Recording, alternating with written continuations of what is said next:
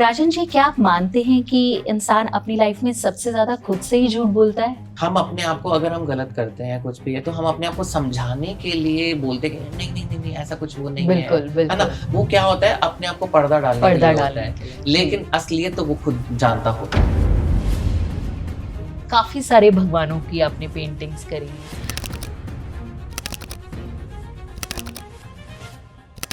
आप खुद किसको मानते हैं या आप सभी को मानते हैं? मैं तो अपने ठाकुर जी को ही मानता हूँ, लेकिन वहां लगाना जरूरी है क्योंकि आपके हिसाब से सबसे बड़ा डर क्या होता है? इंसान को खुद से डर लगता है या फिर समाज से कि लोग क्या कहेंगे, वो चार लोग क्या कहेंगे? देखिए, अपने से तो कोई नहीं वो होता डरता, समाज की हर किसी को फिक्र होती है कि वो क्या कहेंगे, वो क्या कहेंगे, वो क्या कहेगा या वो क्या कहेगी, है ना। तो इन सब चीजों से व्यक्ति जो है वो समाज से वो तो क्या वहां पर किसी एक्सटर्नल फोर्स या वो कैसा एक मोटिवेशन था जिसने आपको दोबारा इस जर्नी में आगे बढ़ने के लिए मोटिवेट किया? देखो, ऐसे बहुत सारे पड़ाव मेरी जिंदगी में आए थे और एक बार नहीं, ना जाने कितनी बार ही आए थे, मतलब काउंटलेस है, अनगिनत है।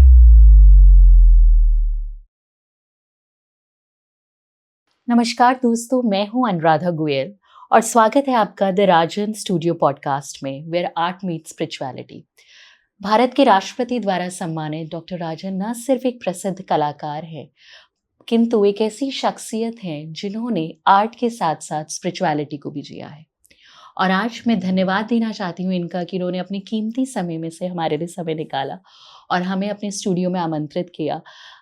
सबसे पहली चीज़, आज हम आपके एक व्यक्तित्व की दूसरे पहलू पर बात कर रहे हैं। दुनिया आपको एक प्रसिद्ध कलाकार के रूप में जानती है, पर आपकी पर्सनालिटी का एक दूसरा साइड भी है जो है आपका स्पिरिचुअलिटी, जिससे आप आजकल की जनरेशन के लिए एक बहुत अच्छा प्रेरणा स्रोत बनते हैं। आप उनको सिखा सकते हैं कि कैसे भागदौड़ की जिंदगी में एक पॉज लिया जाए, रुका जाए और अपने अंदर इंट्रोस्पेक्शन करा जाए और कैसे सही तरीके से जिंदगी को जिया जाए। इसके बारे में आप क्या सोचते हैं राजन जी? नहीं, बहुत अच्छा है, एक आपने क्वेश्चन किया है और मैं ये मानता हूँ अपनी जड़ों को कभी भी भूलना नहीं चाहिए। जो हमारी सनातन जड़ें हैं, जो हमारा कल्चर है, हमारा धर्म है, हमारी प्रवृत्ति है, और जैसे जैसे ज़माना आगे बढ़ रहा है, जैसे जैसे इवन लोगों की सोच, लोगों की प्रवृत्ति, लोगों की मॉडर्नाइज़ेशन लोगों की बढ़ रही है, तो कहीं न कहीं एक डिसकंटिन्यू अपनी रूट से भी लोग कर रहे हैं। तो मैं ये मानता हूँ कि आगे बढ़िए, डेफ़िनेटली अपनी ख्वाहिशों को पूरा कीजिए, जो आपकी अंदर की एक सोच है, जहाँ पे आप बढ़ना चाहते हैं आप आगे, और जो आपका एक लक्ष्य है, जो आपका एक एम है, उसको अगर आप हासिल करना चाहते हैं, लेकिन साथ ही साथ अपनी जड़ों को कभी मत भूलिए। जड़ों से कनेक्ट हमेशा रहिए आप। बिल्कुल, और बिल्कुल। हमारी जड़ें हैं सनातन। हमारी जड़ें हैं सनातन, और जिस तरह से मैं बोलना चाहूंगी कि मोदी जी ने पूरे सनातन को एकजुट करा है, आई थिंक आज की युवा पीढ़ी भी उस चीज की इम्पोर्टेंस को समझ रही है और बैक टू रूट्स, जैसे अंग्रेजी में कहते हैं हम, धीरे धीरे उस तरफ बढ़ रही है। राजन जी, क्या आप मानते हैं कि इंसान अपनी लाइफ में सबसे ज्यादा खुद से ही झूठ बोलता है?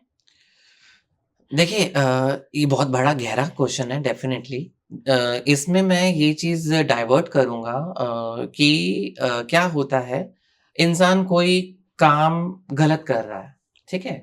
लेकिन उसको कई लोग ऐसे होते हैं जो पछतावा करते हैं कि मैंने कुछ गलत कर दिया, या मेरे से नहीं होना चाहिए था, चाहे वो जाने में और चाहे अनजाने में।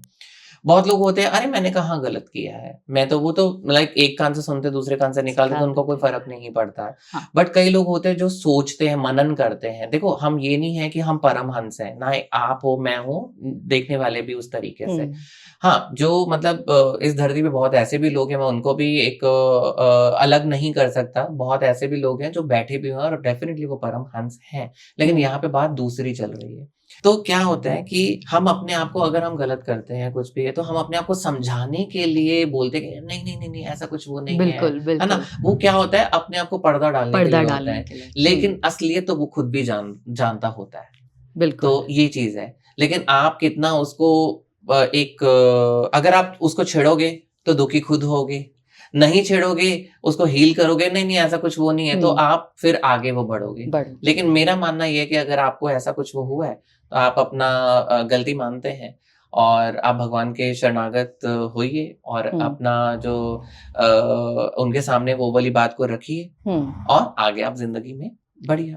बहुत-बहुत बढ़िया सोच है। आगे चलते हैं, आपके हिसाब से सबसे बड़ा डर क्या होता है? इंसान को खुद से डर लगता है या फिर समाज से कि लोग क्या कहेंगे? वो 4 लोग क्या कहेंगे? देखिए, अपने से तो कोई नहीं वो होता डरता, समाज की हर किसी को फ़िक्र होती है कि वो क्या कहेंगे, वो क्या कहेंगे, वो क्या कहेगा या वो क्या कहेगी, है ना? तो हुँ, इन सब चीज़ों से ही समाज मतलब व्यक्ति जो है वो समाज से वो डरता है, ये तो मैं मानता हूँ। आज की युवा पीढ़ी के लिए आप क्या बोलना चाहेंगे कि उनको अगर ऐसा कुछ सिचुएशन एनकाउंटर वो करते हैं, तो हुँ, क्या आप उनको एक सजेशन देना चाहेंगे कि वो इस चीज़ से कैसे बाहर निकल सकते हैं? जो एक अंतर्द्वंद होता है हुँ, कि हुँ, मैंने कुछ गलत किया है, क्या हुँ, मैं खुद से झूठ बोल रहा हूँ? तो हुँ। उस अंतर्द्वंद को किस तरह से वो मैनेज कर सकते हैं?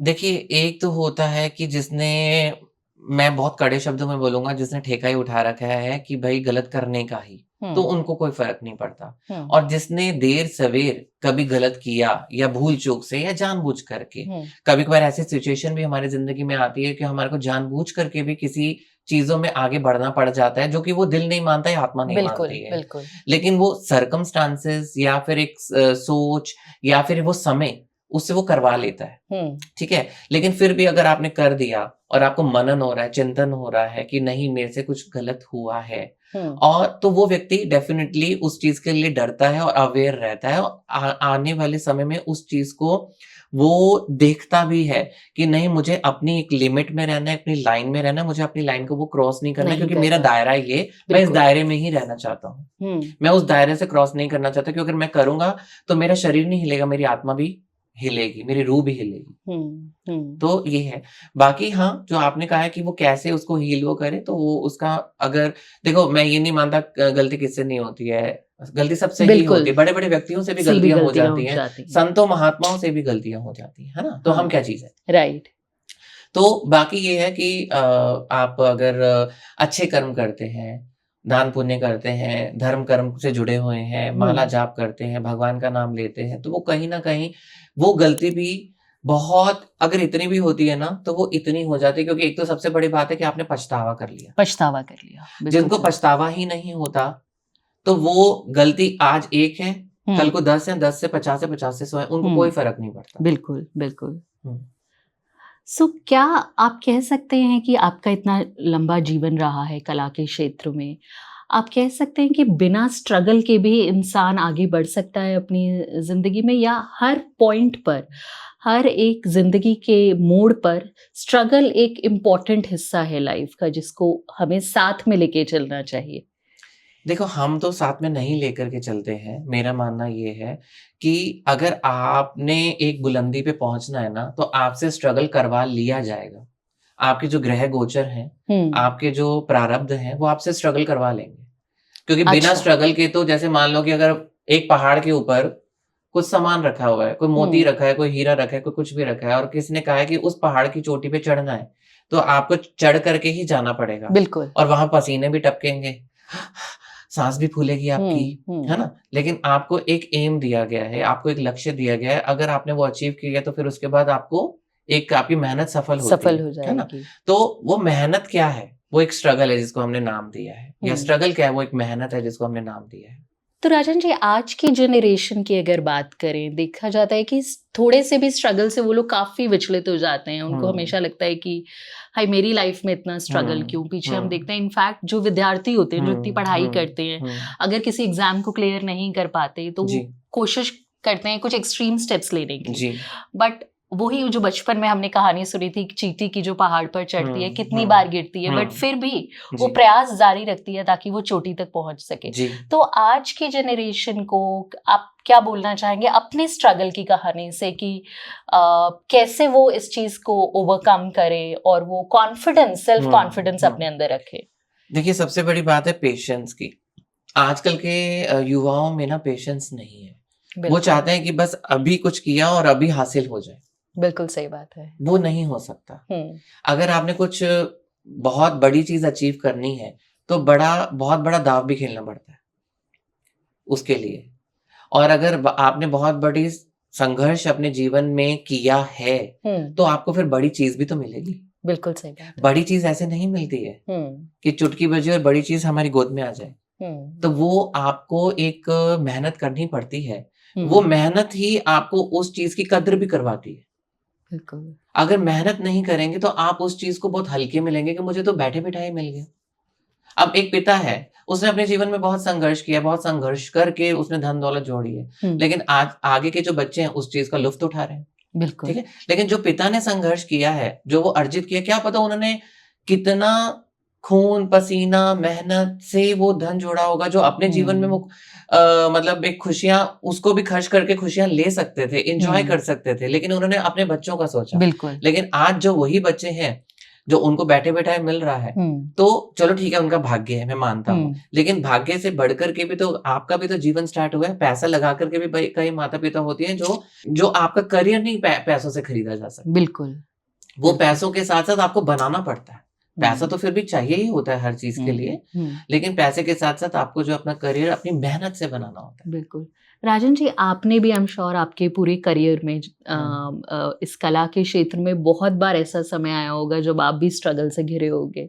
बहुत बार, मतलब एक बार नहीं, ना जाने कितनी बार। कोई एक ऐसा इंस्टेंस हमारे दर्शकों को बताइए जहां आपको लगा कि, या फिर आपको लगा कि एक अदृश्य पावर ने आपको उस समय सपोर्ट किया, मोटिवेट किया उस डार्क फेज से निकलने के लिए। मुझे लगता है कि आप पहली बार मतलब आए हैं यहाँ पे, लेकिन बहुत हद तक आप मेरे बारे में जानते हैं और कहीं न कहीं मेरे आपने पॉडकास्ट सुने हैं या मेरे रील्स वगैरह देखी हैं या कहीं न कहीं मेरे बोलने का वे ऑफ टॉकिंग को एक आपने फ़ील किया है अपने अंदर, जिसकी वजह से ऐसे प्रश्न उठ रहे हैं आपके अंदर। तो ये बहुत अच्छे प्रश्न हैं जो आपने वो कहे हैं और एक बार हम रिपीट करते हैं उस चीज़ को जो आपने भी अपनी कला की एक जर्नी जी है पूरी। आई एम श्योर कुछ ऐसे पल आए होंगे जहां पर आपको भी लगा होगा कि ये वो बहुत डिफिकल्ट पीरियड है मेरी लाइफ का।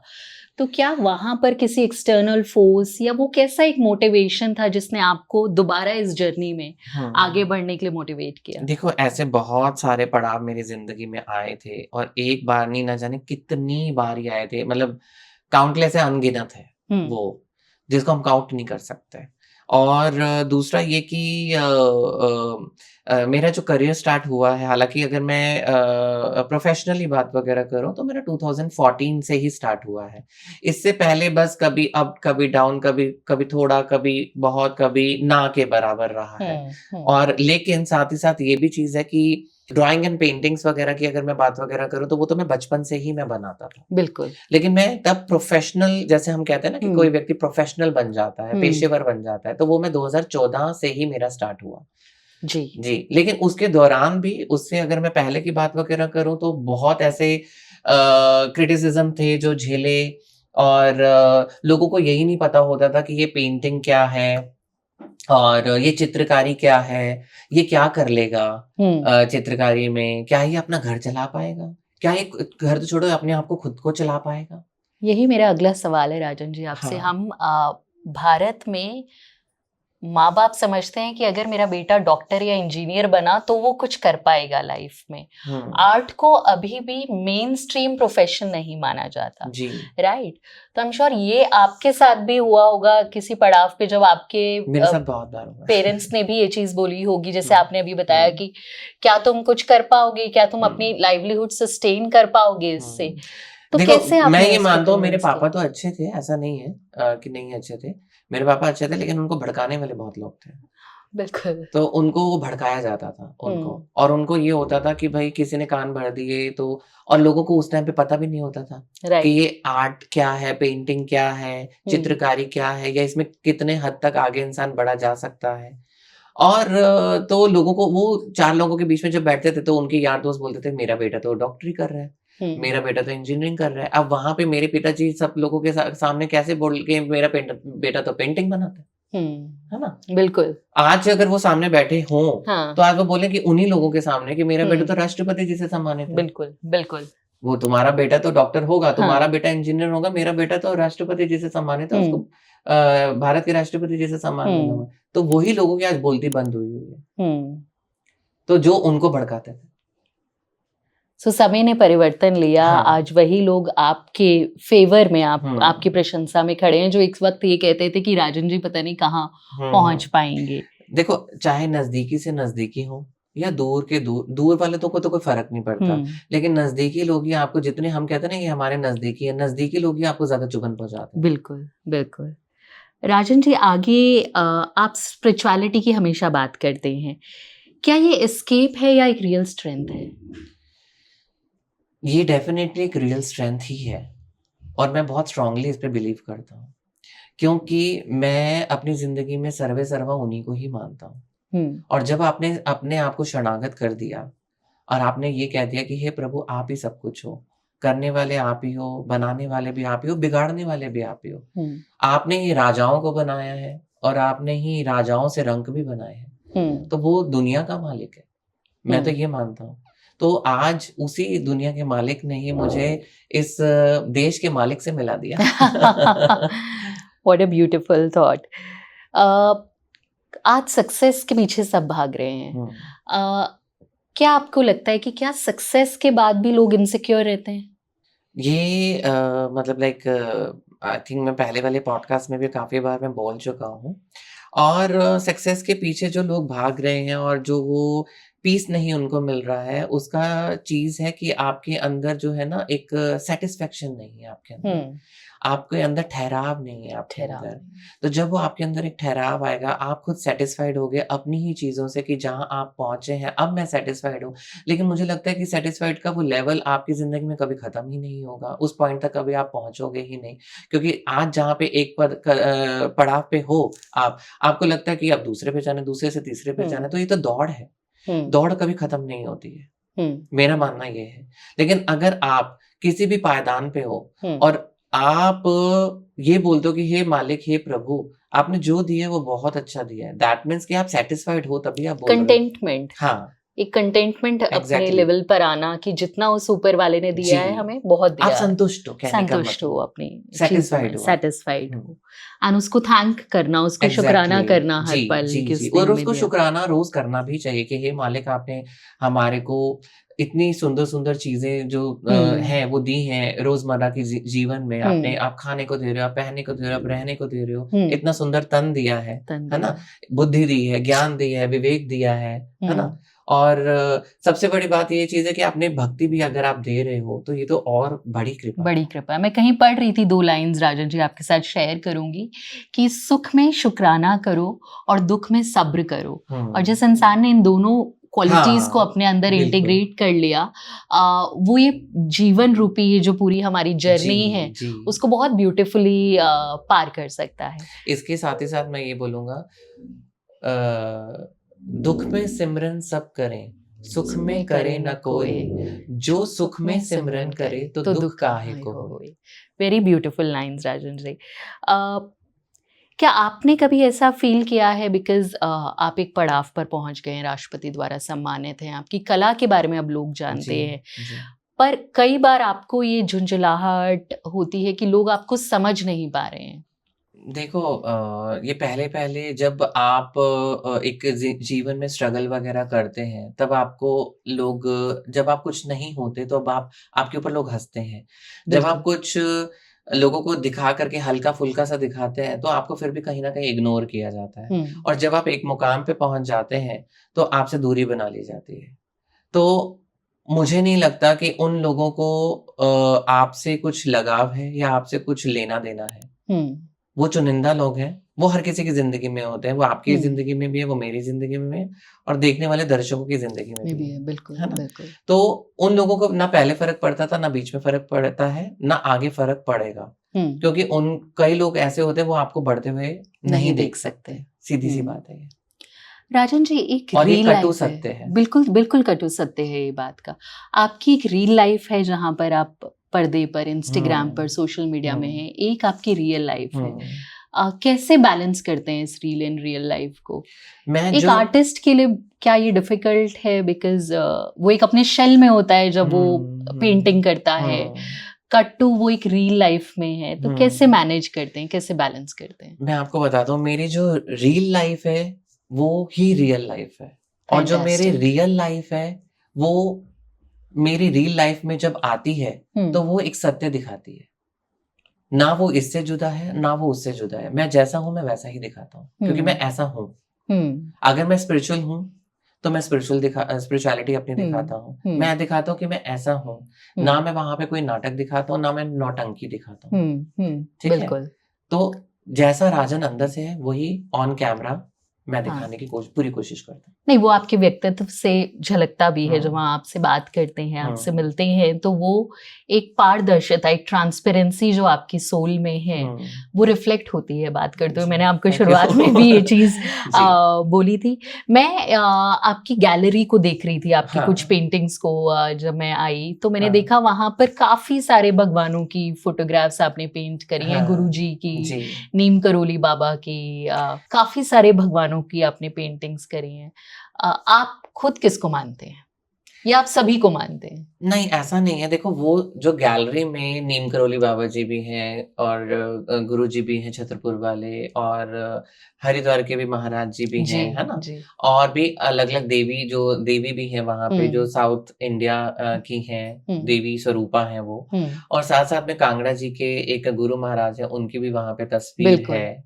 तो ऐसा नहीं कि मैं सभी को मानता हूँ, लेकिन मैं अपने इष्ट को मानता हूँ, जो मेरे राधा कृष्ण हैं, मैं उन्हीं को मानता हूँ। लेकिन हाँ, वहाँ पे इसलिए और भी गैलरी में और भी बहुत सारी पेंटिंग्स वगैरह भी लगी है, तिरुपति बालाजी की भी लगी हुई है, पोर्ट्रेट्स वगैरह भी औरों के लगे हैं, राधा कृष्ण के स्कल्पचर्स वगैरह भी लगे हैं, और भी बहुत सारी चीजें हैं जो लगी हुई हैं। तो मैं तो अपने ठाकुर जी को ही मानता हूँ, लेकिन वहाँ लगाना ज़रूरी है, क्योंकि वो एक मेरी गैलरी है, वहाँ मेरे को अपना काम दिखाना है, तो इसलिए वो एक शोकेस है सिर्फ। बात राधा कृष्ण की हो और बात प्रेमानंद महाराज की ना हो तो पॉडकास्ट अधूरा रहेगा। मिले हैं आप खुद उनसे? मैंने उनके मतलब लाइक जब वो परिक्रमा करते हैं तो मैंने उनके दर्शन किए हैं, बट वाकई में अलौकिक, अद्भुत, अविश्वसनीय, अकल्पनीय, मतलब जो उनका मतलब एक ऑरा है, मैं क्या बोलूं, मतलब वाकई में वो लगते हैं परमहंस ही लगते हैं वो, और धरती पे ऐसे अवतार ही लगते हैं वो। एक मतलब शक्ति के कहीं ना कहीं जो उनके अंदर एक शक्ति है, डेफिनेटली है कि वो एक दूत हैं जो इस कलयुग में फरिश्ते हैं जो लोगों को जोड़ रहे हैं भगवान के साथ, राधा नाम के साथ, राधा रानी के साथ, राधा माँ के साथ, राधा देवी के साथ, जो उनके चरणों कमलों से उनको अटैच कर रहे हैं। आज के वापस आते हैं आज के यूथ के टॉपिक पर, और आज का यूथ भी काफी स्पिरिचुअल है। मैं देखती हूँ कि अब न्यू ईयर्स हो या कोई फेस्टिवल हो तो यूथ भी आजकल मंदिरों में जाता है और पार्टीज कम करता है। क्या लगता है आपको कि क्या रीजन है इस परिवर्तन का हमारी यूथ का? जब से नरेंद्र मोदी जी आए हैं 2014 के बाद से, तो डेफिनेटली सनातन का ध्वजा जो है वो ऊंची उठी है, और राम मंदिर बना है, ठीक है, काशी का जो कॉरिडोर है वो बना है, विंध्यवासिनी का जो है, मतलब ये नहीं कि मैं उनको बता रहा हूँ तो वो बड़ा है, लेकिन सनातन की ध्वजा इसी के ही, उनकी छत्र छाया में ये सब चीजें जो है पनपी हैं और बड़ी हैं, और उसका लगातार विस्तार हो रहा है सनातन का। तो वो एक ऐसे लीडर है, कहते हैं ना कि गद्दी पे भी जो मुखिया हो वो भी तो सॉलिड होना चाहिए, वो भी तो पावरफुल होना चाहिए, वो भी तो उस विवेकी होना चाहिए, वो भी तो नॉलेजेबल होना चाहिए। जब किसी गधे को बिठा दोगे तो वो कहाँ से, उस चाहे कोई भी देश हो, चाहे अपना क्या नाम है सनातन हो, कोई भी हो, वो कहाँ से कोई कर पाएगा। लेकिन इससे पहले के जो मतलब की जो सब चीजें थी, वो बहुत लंबे समय से आगे डिले पे डिले, हर एक चीज लेट, जो देश इतना उठ नहीं पा रहा था। लेकिन जो 2014 के बाद जो एक विवेकी, एक कर्मठ, एक ज्ञानवान, एक शक्तिशाली व्यक्ति श्री नरेंद्र मोदी जी, जो उस गद्दी पे कार्यभार संभाला है उन्होंने, तो मैं तो ये कहूंगा वो भी एक फरिश्ते हैं। बिल्कुल। वो भी एक देवदूत है, वो भी एक फरिश्ते हैं, जो उनको देवताओं ने उनको बिठाया है। मैं तो ये बोलूंगा धर्म को आगे बढ़ाने के लिए, धर्म को आगे, सनातन धर्म को आगे बढ़ाने के लिए आज सनातनी एकजुट हो रहे हैं। कभी एक समय था कि कभी हम सोच भी नहीं सकते थे कि हिंदूज इतने डिवाइडेड हैं कि कभी वो भी डिवाइड कर दिया गया था। हाँ, उनको डिवाइड कर दिया गया था। जी, जी। राजन जी, एक बात मैंने आपको पहले बोली थी, जैसे ही मैं आपके घर में आई थी, आपके घर का ऑरा मुझे बहुत पॉजिटिव लगा हाँ। था। इसका सीक्रेट क्या है? आई थिंक हमारे दर्शकों को ज़रूर जानना चाहिए। देखिए मेरा थोड़ा-सा अलग वो है सिस्टम है कि भई लाइक मैं सुबह जल्दी उठता हूँ हुँ, और जाप वगैरह मेरा रहता है मॉर्निंग में और फिर उसके बाद मेरी आरती वगैरह पूजन रहता है। हुँ। देन फिर मैं अपना पेंटिंग्स वगैरह का स्टार्ट वगैरह वो मैं करता हूँ। लेकिन हाँ, मेरे जहाँ पे भी अगर आप राधा कृष्ण को देखेंगे सामने भी राधा कृष्ण हैं और मेरे और भी जगह ब्यूटीफुल। पे भी हुँ, नरसिंह देव जी भी हैं, हाँ। नौका विहार में राधा कृष्ण हुँ, हैं और भी जगह पे अलग-अलग मेरे को ब्रास का एंड स्टैचूज़ का मुझे बहुत एक क्रेज़ कह लो, शौक कह लो, इसमें भी एक प्योरिटी आती है। ये एक शुद्धता का प्रतीक है। जैसे स्वर्ण बिल्कुल। जो होता है, सोना होता है, वो शुद्धता का प्रतीक शुद्धता होता का है। प्रतीक, ब्रास या पीतल भी जो होता है, वो भी एक शुद्धता की शुद्धता का निशानी प्रतीक होता है। है।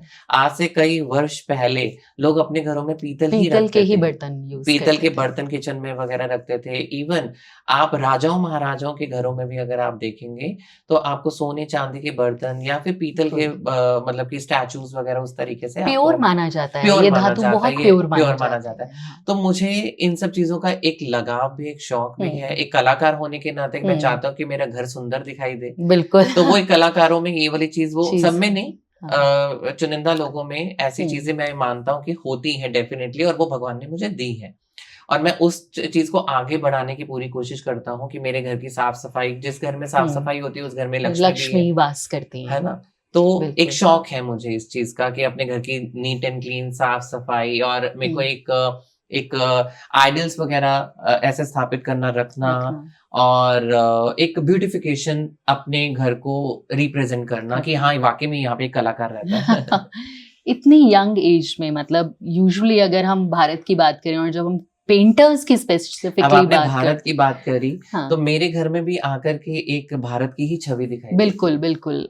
जहाँ पर हर प्रांत से हर भगवान सब आपको मिलेंगे, देवी-देवता देवी-देवता, इवन अगर आप वुडन में भी देखेंगे तो ये भी एक इंडियन एक कल्चर में आता कल्चर है। को है रिप्रेजेंट ना? करता है, ब्रास का बिल्कुल। देखेंगे ये भी एक इंडियन कल्चर का कल्चर में हाँ, आता है, रिप्रेजेंटेशन हेरिटेज है। ये लैम्प्स देखेंगे तो एक हेरिटेज की वो फीलिंग बिल्कुल, आती है। बिल्कुल। तो वो और सबसे बड़ी बात ये स्कल्पचर है। तो हुँ, स्कल्पचर को भी अगर आप देखेंगे तो उस कल्चर में बना क्या है राधा राधा कृष्ण। कृष्ण, तो उस बिल्कुल। तरीके से वो सब एक रिप्रेजेंट वो सेंड करते करता हैं। है। ये आपकी पर्सनैलिटी का ही पार्ट है मुझे लगता है, बिकॉज़ कह सकते हैं आप। क्योंकि आप जब भी किसी के घर जाते हैं, ज़्यादातर किस तरीके की चीज़ें उन्होंने रखी है वो उनके व्यक्तित्व के बारे में बहुत दिखाती कुछ हैं। बताती है। हाँ। तो ये आपके व्यक्तित्व के बारे में बताता है कि आप अभी भी अपने रूट्स से जुड़े हुए हैं, वही जो हमने पॉडकास्ट की जी, शुरुआत में जी, बात जी, करी थी। जी। कलाकार की बात करें, स्पेशली अगर पेंटर्स की बात करें राजन हुँ, जी, तो हमने जो देखा है कि अक्सर काफ़ी उम्र के बाद लोग उस पड़ाव पर पहुँचते हैं। हुँ, आप काफ़ी यंग हैं हुँ। And please take it as a compliment. जी। आप काफ़ी यंग हैं और इतने यंग उम्र में ही आपने इतना कुछ अचीव किया है। आगे का क्या प्लान है? देखिए, आगे तो वही चीज़ ही है कि मैं ठहराव वही चीज़ आ जाती है जो हमने बात वगैरह करी थी कि मैं ठहराव महसूस करता हूँ। हुँ, मैं ये नहीं कि मैं आज ही ये सोच कर के बैठा हूँ, वो हर किसी के मन में डेफ़िनेटली वो होता है।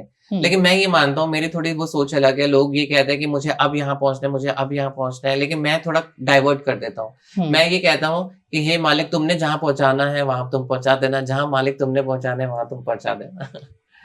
ये मतलब रहता है। बिल्कुल स्पिरिचुअल, बिल्कुल रिलिजियस जी। राजन जी, ये 2 शब्द हैं जो मैं आखिर में इस पॉडकास्ट के बाद मेरा टेक अवे आपके लिए यही होगा। Very spiritual and very religious person thank you, also. Thank you. Uh, आगे बढ़ते हैं।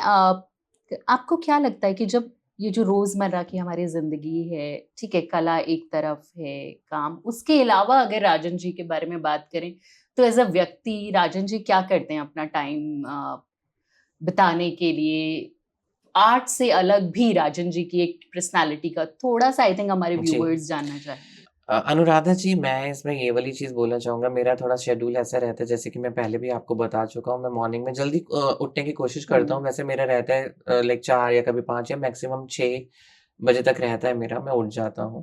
फिर मेरा माला जाप का रहता है कि मैं मेडिटेशन वगैरह, माला हुँ, जाप, ध्यान वगैरह मैं उसमें वो करता हूँ क्योंकि ये बहुत ज़रूरी है क्योंकि जो हम पेंटिंग वगैरह बनाते हैं, मैं वो एनर्जीज़ जो हैं, वो अपनी पेंटिंग्स में पेंटिंग्स में डालने की डालते पूरी हैं। कोशिश करता हूँ हुँ, क्योंकि सिर्फ़ एक कलाकार जो है वो सिर्फ़ एक पेंटिंग नहीं बनाता, वो अपनी एनर्जी भी उसके उसमें अंदर ट्रांसफर करता इन्वॉल्व करता हुँ, है।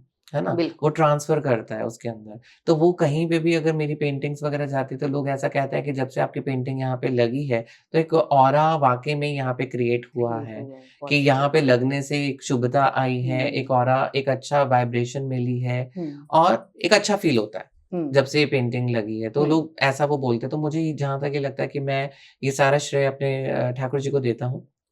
और दूसरा ये कि हाँ, मुझे इससे अलावा भी मुझे गेम्स खेलना पसंद है। ओके। हाँ, वो चाहे इंडोर हो, जो चाहे आउटडोर हो, मैं चेस ज़्यादा खेलता हूँ, मुझे चेस बहुत पसंद है। हुँ, और मुझे कभी-कभार बैट बॉल और कभी बैडमिंटन वग़ैरह मैं हुँ, ज़्यादा वो करता हूँ, खेलता हूँ। हुँ, और रही बात मुझे रेस करना भी बहुत अच्छा लगता है, रेसिंग करना वग़ैरह मुझे अच्छा लगता है। और वो जिसका जब टाइम मिलता है, ट्रैकिंग करना मुझे अच्छा ट्रैकिंग लगता अच्छा। है और मूवीज़ देखना भी बहुत अच्छा लगता है। लेकिन मूवीज़ मुझे ज़्यादातर पॉलिटिकल एंड लाइक हिंदुस्तान-पाकिस्तान वाली, अब जैसे बॉर्डर 2 बॉर्डर टू, और धुरंधर 2 की धुरंधर। अगर मैं बात हुँ। करूँ, मुझे ऐसी मूवीज़ ज़्यादा वो पसंद है। तो चलिए, मतलब हुँ। हमारे दर्शक ये मान सकते हैं कि राजन जी सारे दिन पेंटिंग्स नहीं करते, ये भी नॉर्मल हम लोगों की तरह मूवीज़ देखते हैं, बिल्कुल। खेलते हैं एंड बिल्कुल नॉर्मल ह्यूमन्स की बिल्कुल, तरह आप ही की बिहेव। तरह, हाँ, सबकी तरह। हम सब की तरह। राजन जी, आपने कभी अपनी लाइफ में किसी चीज़ का रिग्रेट किया है? कोई चीज़ करी और उसके बाद लगा हो नहीं इसको ऐसे नहीं ऐसे करता तो ज़्यादा बेहतर होता? लाइक किस फ़ील्ड में, लाइक प्रोफ़ेशनल प्रोफेशनल, या वो पर्सनल, पेंटिंग के तौर पे भी, पेंटिंग है के ना? तौर पर भी, कुछ भी? कभी-कभार चीज़ें ऐसी हो जाती हैं जैसे कि लाइक हम पेंटिंग बनाते हैं और वो पूरी बन तो जाती है, बहुत सुंदर लगती है, लेकिन कभी-कभार ऐसा होता है कि हम इसको इस तरीके से मॉडिफ़िकेशन कर सकते थे, लाइक हुँ, क्योंकि अब क्या है कि अगर हम करेंगे तो पूरा एनाटॉमी बिगड़ सकता है, खराब हो सकता है, हुँ, बट कहीं न कहीं वो भी कहीं न कहीं एक अच्छी लग रही है, सुंदर लग रही है, तो इस तरीके से कभी एक फ्लेक्सिबिलिटी भी हम रखते हैं। हुँ। आपको राष्ट्रपति जी ने भारत के सम्मानित किया। अ, उसके बाद आपको क्या लगता है कि उस सम्मान के बाद आपकी जो प्रोफ़ेशनल जर्नी थी आपकी, जो कला की तरफ एक आपका रुझान है, उसमें क्या परिवर्तन आया? आस-पास के लोगों का आपकी तरफ दृष्टिकोण कैसे बदला? दिन-रात का फ़र्क था। इससे बढ़कर के मैं और कुछ नहीं कह सकता। जैसे दिन होती है, रात होती है, उसी हिसाब से मेरा भी ये परिवर्तन आया हुँ, और लोग चौंक गए हुँ, कि अच्छा, जिसको हम कुछ समझते ही नहीं थे, हुँ, वो राष्ट्रपति जी से सम्मानित हो गया हुँ, और यहाँ तक पहुँच गया और मतलब लाइक वो ये कहते थे कि ये पेंटिंग में, जो लोग ऐसा बोलते थे कि ये पेंटिंग में ही क्या कर लेगा और वही लड़का पेंटिंग में करके राष्ट्रपति जी के सामने बैठ गया। बैठ गया। तो वो तो भाई उनको गले से उतना ही उतरना ही उगला जाए और निकला ना ही ज़्यादा निगला ना, जाए, हाँ, वाली बात है। हाँ। ना ही वो उगल सकते हैं, ना ही वो निगल निकल सकता है। सकते हैं, हाँ। आपके घर में अगर मैं आपकी काफ़ी पेंटिंग्स को देखूँ, तो आपकी सबसे फ़ेवरेट पेंटिंग कौन-सी है और क्यों? मेरी सबसे फ़ेवरेट पेंटिंग जो है वो ये नौका विहार है, जो आपके यहाँ पे सामने लगी हुई है। ब्यूटीफुल पेंटिंग, तो ब्यूटीफुल। इसमें क्या है कि जो अष्टसखी हैं और हुँ, भगवान श्री कृष्ण हैं, इंक्लूडिंग राधा रानी, हुँ, तो वो नौका विहार कर रहे हैं हुँ, और उसमें एक एक लाइवलीनेस आती है उसके अंदर देख कर हुँ, के और एक कहीं न कहीं पॉज़िटिव वाइब्स एंड हुँ। मुझे ऐसा लगता है कि काश मैं उस नौका में बैठा होता। तो ऐसा फ़ील होता है देख कर के और एक अच्छा लगता है। तो वो मेरी फ़ेवरेट पेंटिंग है। नहीं, वो वाक़ई बहुत-बहुत खूबसूरत पेंटिंग है, बाकी सभी पेंटिंग्स के जी। जैसे आपने बोला कि आपके आराध्य और इष्ट भी भगवान कृष्ण हैं, वो दिखता है आपके घर के हर एक कोने में, उनकी एक झलक किसी न किसी रूप में जी, जी, दिखाई जी, पड़ती है। जी। अ, आगे करियर के बारे में अब क्या सोचा है राजन जी? अब अगला पड़ाव क्या होगा? राष्ट्रपति से सम्मान मिल गया, अब हुँ, आगे हुँ। क्या? आगे यही चीज़ें, वैसे तो मैं देखा जाए प्रधानमंत्री से मिलना चाहता हूँ डेफ़िनेटली और मैं उनका फ़ैन भी हूँ और मैं कई हम पॉडकास्ट सब में हैं हाँ, उनके। तो मैं मतलब प्रधानमंत्री श्री नरेंद्र मोदी जी से मिलना चाहता हूँ हाँ। और कभी ऐसा एक कृपा रहे भगवान की और उनकी भी स्पेशली कृपा रहे हुँ, मोदी साहब की भी हुँ, कि मैं उनको चाहे 1 मिनट या 2 मिनट ही सही, जो भी उनका वैल्यूएबल टाइम है, अगर मैं उनसे मिल पाऊँ और मैंने बहुत सुंदर एक पेंटिंग बना रखी है हुँ। उनकी माताजी के साथ, तो मैं उनको अरे देना वाह! चाहूँगा प्रधानमंत्री जी को। तो अ, उनका उनकी माता के साथ हमेशा एक बहुत गहरा रिश्ता हाँ, रहा बॉन्ड है। रहा मैंने है भी बहुत। कहीं पढ़ा है कि आप भी अपनी माताजी के साथ बहुत क्लोज़ रहे जी, हैं। जी। तो कुछ उस बारे में बताना किस तरह का रिलेशनशिप आप शेयर करते थे अपनी मदर के साथ? मेरी मम्मा के साथ सब कुछ ही था। ऐसा वो नहीं था कि लाइक कोई भी बात होती है, कोई भी सलाह लेनी होती है, कोई भी हुँ, बड़ी से बड़ी बात हो या छोटी छ हुँ, छोटी बात हो, तो वो मैं अपनी मदर से ही मैं करता था। हुँ, और जब एक बड़ी शक्ति आपके साथ बैठी हो, हुँ, जिसने आपको पैदा किया हो और वो आपके अंग-संग ना, मैं ये मानता हूँ कि वो चाहे बॉडी में है या न बॉडी से बाहर है, हुँ। क्योंकि हम एक सोल हैं सब, हम एक है सोल ना? हैं, बिल्कुल। ठीक है? तो बॉडी की अपनी एक पीरियड है, एक हर किसी का एक्सपायरी वो एक्सपायरी है, बोर्ड हाँ, डेट होता डेट है होता ना? है। बॉडी का भी है, हर बिल्कुल, एक चीज़ का एक्सपायरी डेट हो, ये बॉडी का भी होता बिल्कुल। है ना? तो मैं ये मानता हूँ जो सोल वो है, वो सोल का कभी एक्सपायरी डेट नहीं है, सोल कभी बिल्कुल। नहीं मरती है। तो वो मैं ये फ़ील करता हूँ कि चाहे वो फिज़िकली जब मेरे साथ थी और आज वो नहीं है, तब भी मैं एक प्रोटेक्टेड रहता हूँ। आपको लगता है कि वो हर वक़्त आपके साथ एक प्रोटेक्टिव लेयर की तरह आपके डेफ़िनेटली, अंग-संग हैं? डेफ़िनेटली मुझे ऐसा बहुत बार फ़ील होता है। मतलब कोई ऐसे चीज़ें होती हैं जो नहीं हल हो पाती हैं, तो वो हुँ, हल हो जाती हैं, उनके आशीर्वाद उनके से आप आशीर्वाद से, बिल्कुल। तो मुझे लगता है कि वो एक गाइडर हैं, एक एंजल हैं, वो हाँ, मेरी जो एक फरिश्ते हैं, वो है तो मेरी माँ ही जो जिन्होंने बिल्कुल, मुझे पैदा बिल्कुल। किया, लेकिन वो मेरे अंग-संग हैं। बहुत खूब, बहुत बहुत खूबसूरती से आपने इस रिलेशनशिप के बारे में बताया। राजन जी अब अ, काफ़ी हमने कला की बात करी, हमने स्पिरिचुअलिटी की बात करी, हमने बात करी कि आजकल के ज़माने में युवा पीढ़ी को कैसे आप जैसे लोगों से सीखना चाहिए कि धैर्य कितना इम्पोर्टेंट जी, है, कंसिस्टेंट एफर्ट्स कितने इम्पोर्टेंट हैं जी, और अगर हम अपनी सुपर पावर, अपने पेरेंट्स, अपने भगवान को अपने साथ रखते हैं, तो हम निरंतर आगे बढ़ते जाते जी, हैं। जी। कोई ऐसा लास्ट मैसेज जो आप हमारे दर्शकों को देना चाहेंगे? कुछ ऐसी बात जो आप बताना चाहेंगे जिससे उनको लगता है कि वो एक लास्टिंग थॉट्स उनके हुँ। साथ अगर आप कुछ शेयर करना चाहें? मैं बस यही अपने दर्शकों को कहना चाहता हूँ कि आप बस अच्छा काम करते चले जाएँ, किसी का मन मत दुखाइए, किसी को पीड़ा मत पहुँचाइए और अपने पेरेंट्स का स्पेशली मैं हर पॉडकास्ट में कहता हूँ कि अपने पेरेंट्स का जब तक वो आपके जीवन में हैं, क्योंकि बाद में जब व्यक्ति चला जाता है तो हम ढूँढने पे भी नहीं ढूँढ नहीं। सकते। लेकिन अभी हैं तो उनकी कीमत आप समझिए, उनकी रिस्पेक्ट कीजिए, उनकी सेवा कीजिए और जब आप सेवा करते हैं, तो वो भगवान भी देखते हैं और जब फिर आप कहते हैं कि हम स्ट्रगल कर रहे हैं, तो हमारे को मिल कुछ नहीं रहा, तो वो भी इसी कड़ी में ही जुड़ा हुआ है। तो जब आप सेवा करेंगे, तो आपको मेवा तो डेफ़िनेटली वो मिलेगा ही मिलेगा।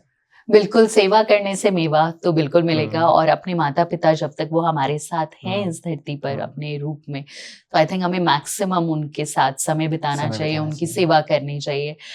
धन्यवाद राजन जी, इतनी इतनी अच्छी बातें आपने हमारे साथ दर्शकों के साथ शेयर करी। जी, राजन जी जो ना सिर्फ़ एक प्रसिद्ध कलाकार हैं पर एक मैं कहूँगी एक एनरिचिंग स्पिरिचुअल पर्सनैलिटी भी हैं जो अंदर और बाहर दोनों तरीके से बिल्कुल खूबसूरत इंसान हैं। थैंक यू सो मच आपने आप ऐसा टाइम सोचते निकाला बिल्कुल हैं। और हमारे दर्शकों के साथ और हमारे साथ आज आपने अपना कीमती समय दिया और हमें एक ब्यूटीफुल टूर दिया अपने घर का और अपनी गैलरी का। Thank you so much. Thank okay you. जी, राधे, राधे। राधे, राधे।